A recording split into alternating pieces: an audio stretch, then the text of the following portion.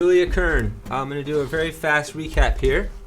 The string closest to you is the sixth string, counterintuitively. So you have 6, 5, 4, 3, 2, 1. The sixth string is called the low E. We're an E instrument. We're a sharp key instrument, really. E, A, D, G, and C are our favorite 5 keys. Then you have your high E. So low E, high E. So really you just have to memorize the inner 4, beginning with A, just like the alphabet, and moving in fourths. A, D, G, and you have the anomaly G and B, which makes a very pretty major third.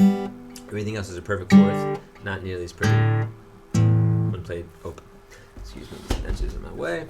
Okay, so you want to play an extended scale, which goes open, 2, 4, 5, 6, 7, 9, 11, 12. The double dot at the 12th fret signifies the octave. That's where the chromatic scale ends, and you always reach an octave on any string. That's why this scale is universal. You can put it on the B string or the G string and so forth. I'm rushing. I gave you 2 articulations. One is an on-off. That means O, O, 2, O, 4, O.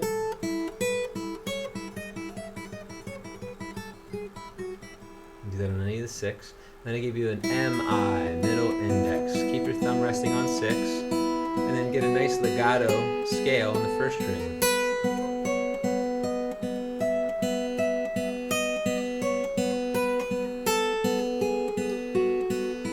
It's best in E, but it also works in G. Okay, then I taught you some static scales, which in my system means a scale that stays in one position and doesn't move laterally, but stays in a sort of a perpendicular motion against the strings. The major pentatonics go O, 2, 4, 2, 4, 2. That's your E octave. And then reverse it. And you can do the same pattern in A. Those are pentatonics, which means they have the 4th and the 7th scale degrees removed. So there's no half steps, but there's 2 very wide intervals called minor thirds. Now we do the minor pentatonic, which is O3, because that's a minor third. O3, O2, O2. It's E minor pentatonic in A. Same exact pattern. Okay, your new chords were E minor. You can finger it different ways. We're going to start with 2 and 3. E major as the first finger, G string. Shift the whole structure down. Now it's an A minor, which starts with the 5th string. All the E chords start with the 6th string because that's the E string. A chords start with your 5th string, and D chords start with your 4th string. So this is A minor. You can always try your root down. You can add the upstroke. Okay, if you add your pinky, it's an alternate fingering for an A major. Okay, then middle finger up 1, pinky down 1. First finger plugs the gap, D string, 1st fret. This is called B7. Here's where you can get the alternating bass by just moving your middle finger to the low E string every other beat. Now you're kind of in country territory. Okay, so those are the new chords for this chord cycle, and then you want to organize them around either E major or E minor. So in E major you go E, 1, 4, A major, 5, B7, back to A, 4. So that's one chord cycle to practice. Second is beginning on E minor, A minor, B7, A minor. You can loop that for me.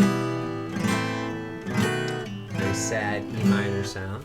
And then we have the G cycle. So the 4-finger G you learned already, great.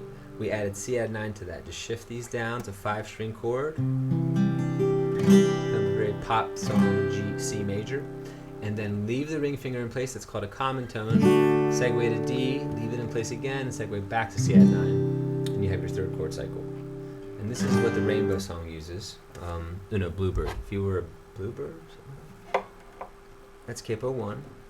And the certain pattern we came up with is root, down, up, 1, 2, 3, and 4, and the strumming is mostly done with the nail of the index, the nail and the pad.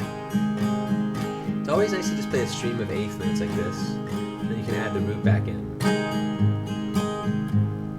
Just kind of invent your own strum patterns, start to get conversant with how your hand feels creating rhythms. But her pattern was 1, 2, 3, 4, 2, 3, 4, 3, 2, 3, 4, 4, 2, 3, C at 9. I was doing too many basses back there, just kind of instinctively. And now it's back to G for 2 measures. And then the D and the C at 9 each get 1 measure like this. 1, 2, 3, 4, 1, 2, 3, 4, 1.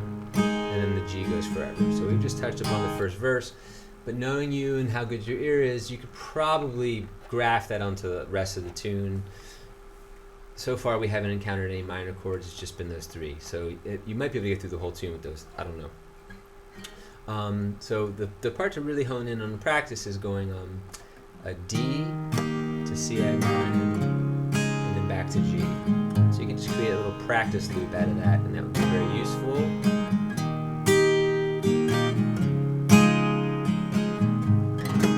And then put it to the chord chart. Okay, friend, have fun.